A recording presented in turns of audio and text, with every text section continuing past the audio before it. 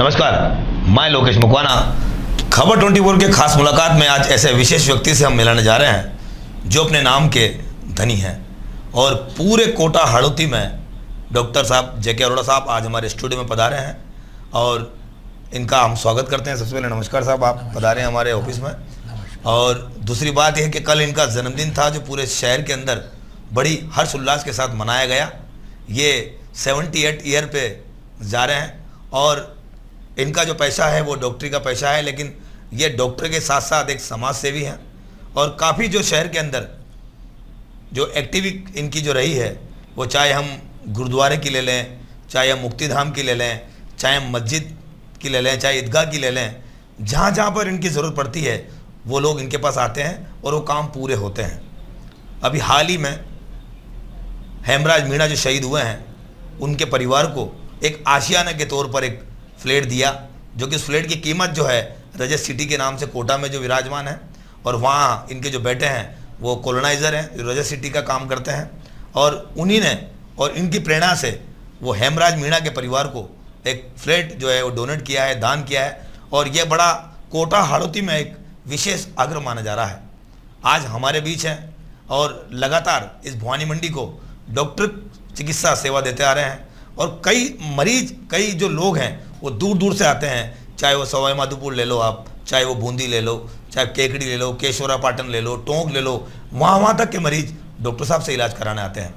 और आज हमने इनको आमंत्रित किया है कि आज सावन का पहला सोमवार है और शिवालय प्रांगण में लगातार 3 साल से चंचल स्मृति के नाम से जो कार्यक्रम हम करने जा रहे हैं, सावन का एक विशेष कार्यक्रम है जो कि इनकी धर्मपत्नी स्वर्गीय चंचल जी अरोड़ा के नाम से किया जा रहा है और काफ़ी लोग उसमें बढ़ चढ़ कर श्रद्धालु उसमें हिस्सा लेते हैं।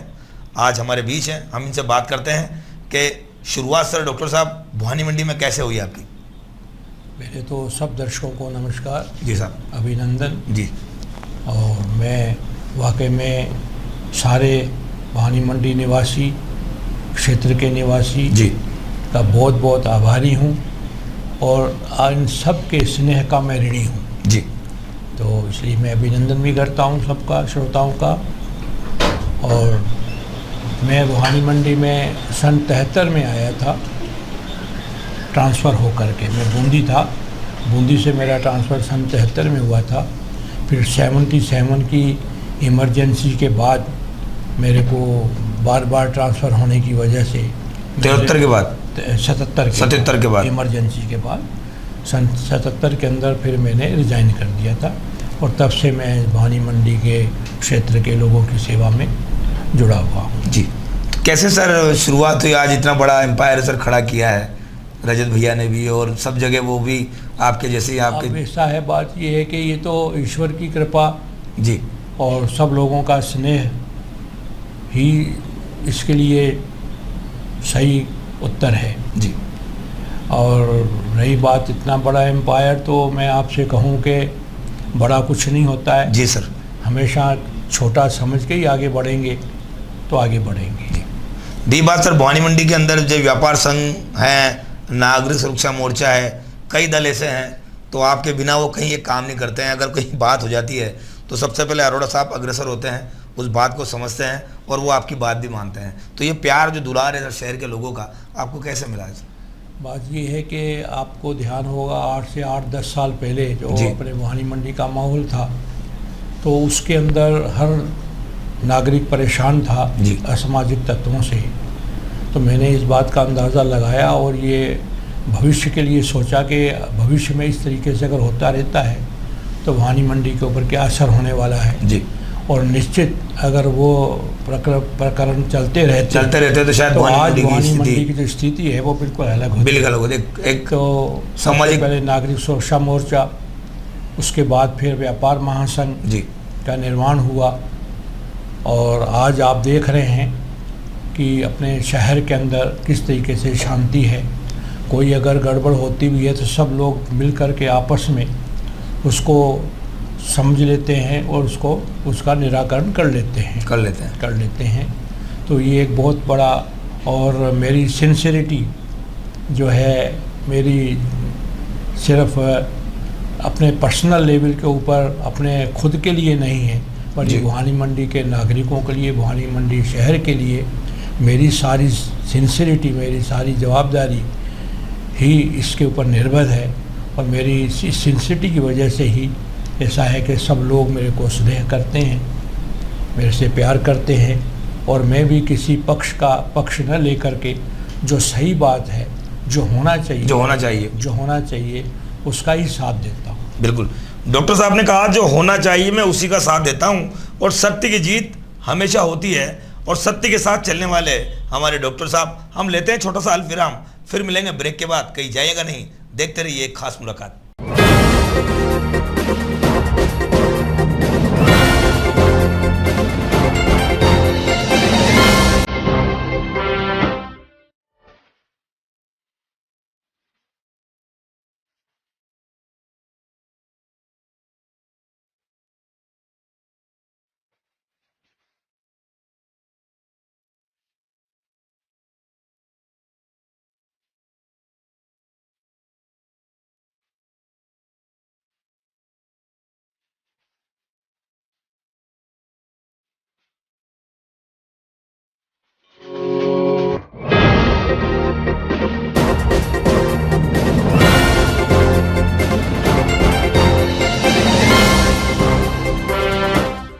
ब्रेक के बाद फिर से आपका स्वागत है।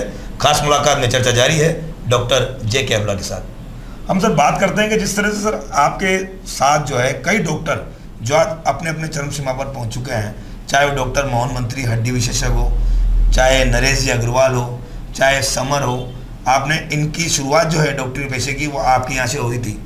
वो कैसा कैसा प्यार उनसे है आपका? बातें वाकई में ये डॉक्टर्स जो हैं हमारे यहाँ काम करते थे, और अब निश्चित ही कि अपना स्वावलंबन हर कोई सोचता है, तो बहुत अच्छे लोग हैं, बहुत अच्छे इंटेलिजेंट हैं, बहुत अच्छे इंटेलिजेंट हैं जी। काम करने के अंदर बहुत चतुर हैं, और निश्चित ही वो आगे बढ़ रहे हैं और बढ़ेंगे ही सही। सर दूसरी चीज़ ये आती है सर, आपके यहाँ मरीज आता है और थोड़ा सा खुश होकर जाता है, वो जब वो एक बार दिखाता है तो उसको लगता है कि हाँ मैं कहीं ठीक हुआ हूँ। उसका इलाज आज भी सर 100 से 50 रुपये से ज़्यादा मुझे लगता नहीं वो होता है। लेकिन सर जिस तरह से आज के डॉक्टर का जो पैसा नज़र आ रहा है, पहले सबसे पहले तो उसकी जांच लिखेंगे, उसकी एनआरआई करेंगे, वो जांच में इतना पैसा खर्च कर देगा। एक गरीब आदमी के लिए सर जांच कहीं ना कहीं तक सही है? बात ये है कि थोड़ा मेरा सोचने और समझने का तरीका बहुत अलग इसलिए है जी कि बात ये है कि मैं खुद ही गरीबी से निकला हुआ हूँ। जी सर। और मैं इस बात को समझता हूँ कि गरीब की मजबूरियाँ क्या होती हैं सर। और आज भी देखिए, हालांकि मैं बतलाऊँ आपको, आज से 20 साल 30 साल 40 साल पहले की जो गरीबी थी आज नहीं रही जी। ईश्वर की कृपा है या हमारा देश का सौभाग्य है जी कि गरीबी बहुत कम हुई है। लेकिन फिर भी अगर अपने आसपास देखेंगे जी तो ऐसे लोग हैं जो कि एक दिन में 200 रुपये कमाते हैं। जी सर, कमाते हैं बिल्कुल। वो जो 200 रुपये रोज़ कमाता है वो 10,000 का इलाज कैसे कराएगा सर? कैसे करवा सकता है? तो इसको ध्यान रखना बहुत ज़रूरी है। दूसरी बात ये है कि जो भी अपने एरिया में काम कर रहा है वो बहुत ही मेहनत से, बहुत ही मजदूरी से कमा रहा है, और उसके ऊपर कमाने के साथ साथ जो कुदरत की मार है, फसल तैयार हो गई, पक गई, गाड़े पड़ गए जी, अभी बारिश नहीं हो रही, कभी बारिश ज़्यादा ज़्यादा हो जाए, तो सारी ये किसानों के भाग्य के ऊपर जो निर्भर है, तो वो किस मुसीबत से कमाते हैं इसको समझना होगा। उनका पैसा खर्च करने से पहले ये सोचना चाहिए कि इनका पैसा जो खर्च हो रहा है वो इनके जेब नहीं, मेरे जेब से जा रहा है। जी सर। जब ये अगर ध्यान आएगा अपने को कि पैसे की कदर करनी है और कोशिश करनी है कि गरीब का पैसा बचाया जाए, जी सर, तो निश्चित ही फ़र्क पड़ेगा। और मैं सोचता हूँ कि जितने भी डॉक्टर्स हैं सेंसिटिव सब होते हैं, बिल्कुल, लेकिन कभी क्या होता है कि मजबूरी भी होती है जांच करवाने की, तो करवानी पड़ती है। बिल्कुल, जो लास्ट स्टेप होता है करवाना पड़। और एक बात है, हम पुराने डॉक्टर हैं तो पुराने समय में तो देखो जांचें होती नहीं थी सर, सब क्लिनिकल सेंस के ऊपर ही। तो हमारा तो अभी भी वही क्लिनिकल सेंस वाला पॉइंट ज़्यादा रहता है। उसके बाद जब देखते हैं तो ही जांच करानी पड़ती है। तीसरा ये है कि अभी आजकल कुछ बीमारियां इतनी पेचीदा हैं जी सर कि आज कोई बीमारी किसी रूप में चालू होती है, वो छोटे रूप में चालू होती है, और वो क्या रूप ले जाएगी ये हमें आज मालूम नहीं पड़ता है, वो जब समय आता है तो मालूम पड़ता है। जी सर। तो इसलिए भी जांच करा करके पहले इस बात का ध्यान करना, कहीं ऐसा हो तो नहीं जाएगा। लेकिन जांच कराने से पहले किसी कॉम्प्लिकेशन का अंदाज़ा लगाना मुश्किल होता है। हाँ, लेकिन उस टाइम पर जो स्थिति है उसको समझने में वो मदद ज़रूर करता है। देखा आपने, ये जानकारियाँ हैं कि बहुत जानकारियाँ भले छोटी छोटी हो, लेकिन जिस तरह से बताया कि भाई हमारा मेडिसिन का पेशा जो है वो पुराना है, हम पुराने तरीके से सोचकर मरीजों का इलाज करते हैं। लेकिन आज की जो युवा पीढ़ी डॉक्टर की है वो पहले जांच करते हैं। लेकिन इनकी जैसी प्रेरणा अगर सारे डॉक्टर के अंदर हो जाए तो कहीं ना कहीं वो जो मरीज़ है जो 200 रुपये रोज़ मजदूरी कमाता है वो बहुत जल्दी भी ठीक हो सकता है, उसको जांच की ज़रूरत नहीं होती है। ये डॉक्टर साहब का कहना है। हम बात करते हैं पहले सावन सोमवार की। लगातार 3 साल से डॉक्टर साहब का प्यार दुलार जो है खबर 24 को मिलता रहा है, और आज पहला सोमवार है। पहले सोमवार में सावन को शाम को वहाँ आरती होगी और वहाँ डॉक्टर साहब पधारेंगे। सर, जिस तरह से भवानी मंडी के अंदर कई ऐसी समाज सेवी, कई धार्मिक चीज़ें ऐसी है जहाँ आपने अपना योगदान दिया है, चाहे वो पचपाड़ का मुक्तिधाम कलम में वृक्षारोपण कार्यक्रम किया था आपके जन्मदिन के द्वारा, तो वहाँ हमने देखा तो काफ़ी वहाँ सौंदर्य लगा सर। धीरे धीरे काफ़ी वहाँ वायु, मतलब ऐसा लग रहा है कि हाँ कहीं ना कहीं हम अच्छी जगह आ गए हैं। तो सर ये भी आप करते हैं सर? देखिए, बात ये है कि सबसे पहले तो मैं एक प्रश्न का हमेशा करता हूँ कि ईश्वर क्या है। जी सर। ईश्वर कौन है? ईश्वर को किसने बनाया? किसने बनाया? एक पत्थर की मूर्ति है, उसको हम ईश्वर का रूप देते हैं तो कौन देते हैं? उसके भक्त देते हैं। जो लोग हैं वो देते हैं। ईश्वर को हमने बनाया है। हमने का मतलब ये है कि हम लोगों ने हम प्रजा ने, समझ लीजिए, उन्होंने भगवान को बनाया है। जी सर। तो भगवान से बड़ा भक्त, ये कहावत है जी, जो सही है। सही। मैं सोचता हूँ कि भगवान की आराधना करना, भगवान की सेवा करना, उससे ज़्यादा ज़रूरत है कि आम जन, हमारी जनता, हमारा समाज उसकी सेवा की जाए। जी सर। उसकी सेवा करेंगे तो निश्चित ही वो भगवान की सर, सेवा मानी जाती है। देखा आपने कितनी बड़ी बात कही सर ने कि भक्त और भगवान, भक्त हैं तो भगवान है। हम भक्त जो हैं भगवान को याद करते हैं तो आज हमारे बीच हैं। और इसी तरीके से हम डॉक्टर साहब से कहेंगे खबर 24 के माध्यम से एक ऐसा मैसेज दें तो वो बच्चे जो है, हमारे परिवार के जो लोग हैं जो हमारे चैनल देखते हैं, वो आपके मैसेज को थोड़ा सा गौर से सुने। और सावन के अवसर पर आप क्या कहना चाहते हैं? एक तो अभी देखिए कि सबसे बड़ा तो बच्चों के लिए अपने को सोचना पड़ेगा। जी। छोटे छोटे बच्चे, चाहे वो स्कूल जाते हैं या नहीं जाते हैं, लेकिन मोबाइल के ऊपर सारे गेम खेल लेते हैं। जी। मोबाइल का सारी एक्टिविटी कर लेते हैं। बहुत अच्छी बात है, इंटेलिजेंट होना चाहिए बच्चों को, लेकिन जिस तरीके से अपना टाइम और रुचि दोनों मोबाइल में देते हैं तो उनकी पढ़ाई पिछड़ जाती है। जो कि जीवन का ध्येय तो पढ़ाई से ही सफल होने वाला है। टीवी के गेम से सफल, या टीवी को अच्छा चला लेना या कर लेना, उससे जीवन सफल नहीं होता है। एक तो अपने को ध्यान रखना चाहिए, बच्चों को जहाँ तक हो सके मोबाइल से दूर रखा जाए। और दूसरा भी 15 दिन हो गए बारिश नहीं हुई। बिल्कुल सर। पहले करीब 12 इंच बारिश हुई, 15 इंच बारिश नहीं हुई। तो ऐसे टाइम के ऊपर मच्छरों का प्रजनन बढ़ जाता है। तो मच्छर जनित बीमारियां इन दिनों में ज़्यादा होती हैं। इसलिए अपने को सावधान रहना चाहिए। वायरल बीमारियां भी इस सीज़न में ज़्यादा होती हैं। अपने को मच्छर से बच के रहना चाहिए। पानी इन दिनों के अंदर चूँकि गंदा होता है जी, इसलिए पानी का विशेष ध्यान रखना चाहिए।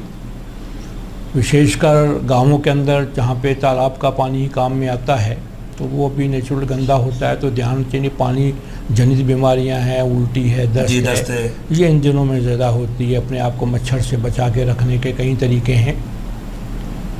तो इसलिए ये जो मौसम अभी चल रहा है ये सावधान रहने का है, अपने शरीर को बचाने का है। खान पान के अंदर विशेष ध्यान रखें। बासी चीज़, पुरानी चीज़ नहीं खाएं। जो भी चीज़ खाएं गर्म ठंडी हो वही खाएं, तो उससे जो पेट के रोग होते हैं उसमें बचाव होता है। देखा साहब ने बताया कि भाई किस तरह से अपने आप को बचाव करना चाहिए। अगर बारिश नहीं हुई है तो मच्छर ज़्यादा होते हैं, मच्छर कीटाणु होते हैं और वो धीरे धीरे वायरल फैला देते हैं। और डॉक्टर साहब ने आज जो बात करी और जो बताया कि भाई खबर 24 को लगातार 4 साल से जो योगदान देते आ रहे हैं। सबसे पहले तो खबर 24 की पूरी टीम की ओर से मैं इनका साधुवाद करता हूं, धन्यवाद करता हूं, और इसी तरह से खबर 24 को प्यार दुलार देते रहें। आज के इस खास मुलाकात में इतना ही, फिर मिलेंगे किसी नई शख्सियत के साथ, तब तक दीजिए हमें इजाज़त। नमस्कार। नमस्कार।